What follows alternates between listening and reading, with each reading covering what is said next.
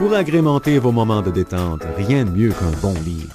Voici la chronique littéraire du samedi avec Amélie Boivin-Hanfield. Je suis toujours avec Geneviève Janel et Geneviève, j'ai lu 3 romans cette semaine que je voulais te présenter. Je vais commencer avec l'amitié au féminin pluriel. C'est un récit également, des réflexions sur l'amitié au féminin des auteurs Hélène Turmel et Louise Régnier. Alors, les 2 auteurs nous expliquent comment leur amitié a commencé, parce qu'ils se sont rencontrés dans un séminaire où tous les 2 ne voulaient pas aller au séminaire. Une, c'est son conjoint qui lui avait demandé d'aller là-bas pour se ressourcer, travailler sur elle, et une autre, c'était une amie qui l'avait envoyée là-bas, et finalement, ils se sont liés d'amitié. Ça a pris plusieurs années avant qu'elles deviennent réellement des amies, et ils ont décidé à un certain moment d'écrire un livre ensemble sur l'amitié, parce qu'elles considéraient que l'amitié féminine était très, très importante dans leur vie. Et elle voulait traiter de l'amitié sur différentes facettes, comme par exemple, garder certaines distances, des fois avec certaines amies, comme par exemple, dans le cas du travail, des fois ça peut être malsain, on peut se sentir mal à un certain moment de dire non ou de dire ce qui ne va pas à une amie qui est très, très proche, de peur de perdre notre amitié.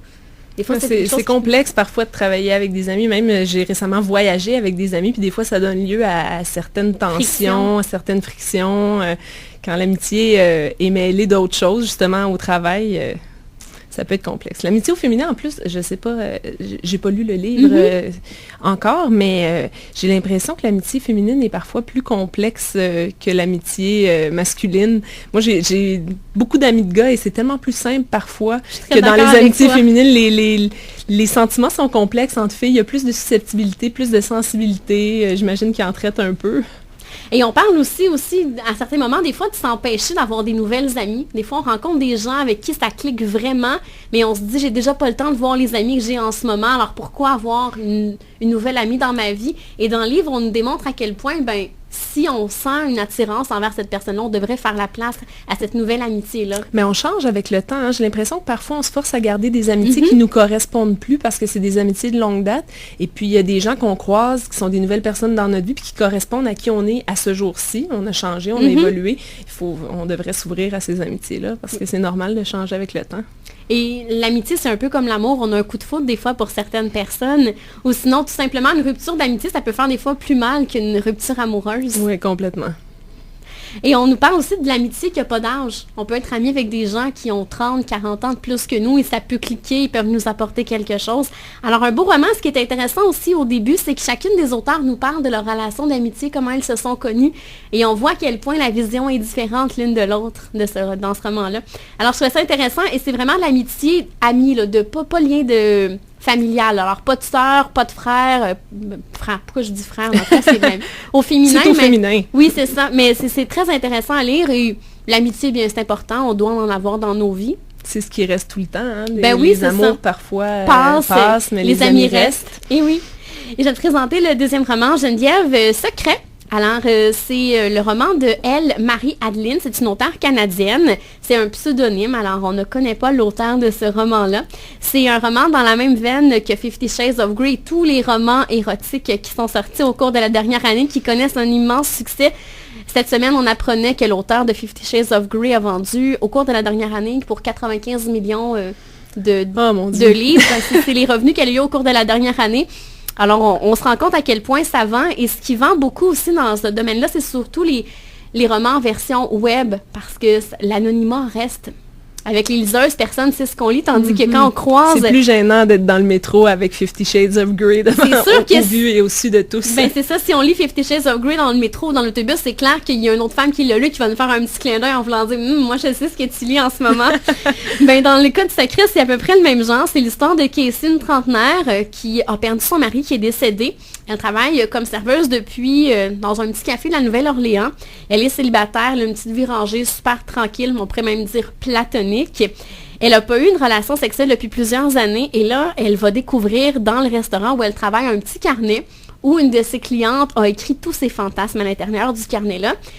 Et elle va être curieuse, elle va aller lire ce qui se trouve dans le carnet et elle va comme découvrir tous les fantasmes de sa cliente. Alors, elle va avoir comme un petit malaise et elle va se demander à savoir si elle remet le carnet ou pas à la cliente, comment elle lui remet.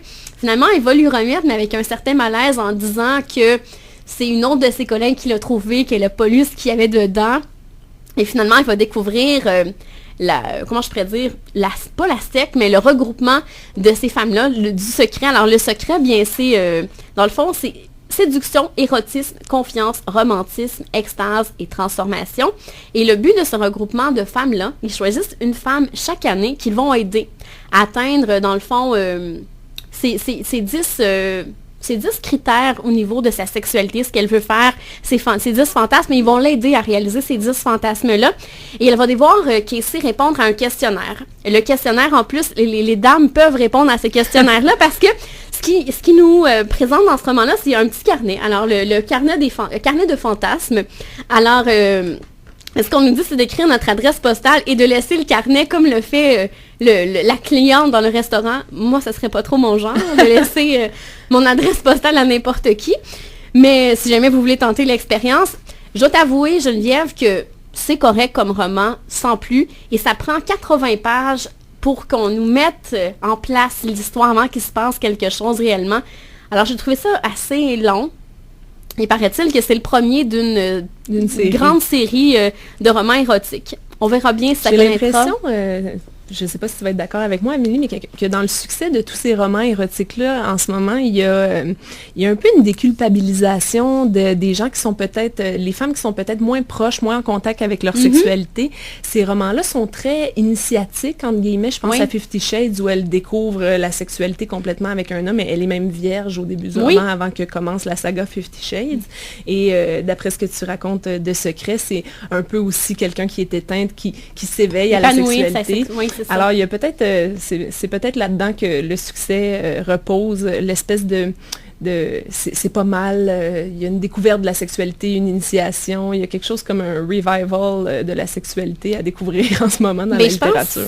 Je suis d'accord avec toi, je pense qu'on va chercher avec ce genre de roman-là une autre clientèle qui, au départ, avait pas comme le courage ou allait pas de l'avant pour s'acheter des romans de littérature érotique. Le côté best-seller donne la permission. Hein. Moi, c'est ce que je me disais récemment, c'est qu'avant, aller dans la section littérature érotique, c'était un peu gênant, puis prendre Vénus Erotica, ou c'était toujours un peu embêtant. Et là, ils sont dans le grand présentoir de l'entrée avec un autocollant j'aime ou coup de cœur, et ça devient comme moins gênant de l'acheter. Alors, je pense qu'il y a aussi une part de ça.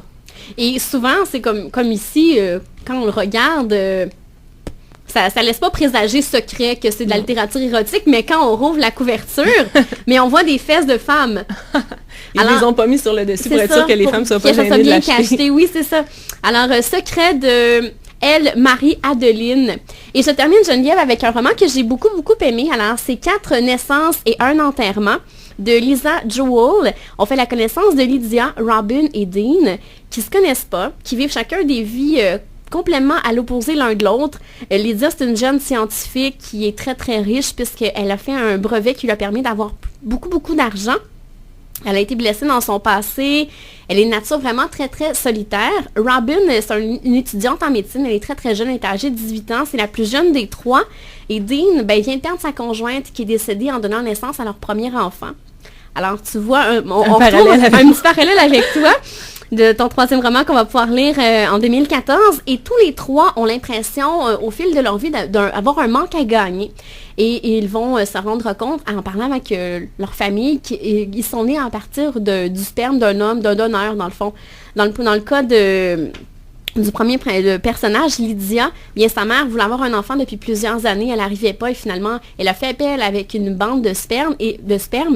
Et ce qui est intéressant, c'est que les 3 personnages vont s'inscrire sur un site Internet qui leur permet de pouvoir retracer d'autres personnes qui seraient nées à partir de ce donneur-là. C'est le Starbucks de la littérature. Oui, et moi, je voyais, en parlant dehors des ondes, beaucoup de similitudes aussi avec Anna Gavalda, où on retrouvait ensemble, c'est tout, les différents personnages qui ne se connaissent pas et qui finalement s'associent ensemble. Ouais, des espèces de points de jonction, de trajectoires différentes qui finissent par se croiser. Ouais. Alors, eux, c'est avec le donneur qui vont se croiser ensemble. Et de l'autre côté, il y a le père, le donneur, qui s'appelle Daniel, qui est atteint d'un cancer incurable et qui veut, avant de mourir, retrouver ses enfants qui sont nés de son don de sperme qu'il a fait.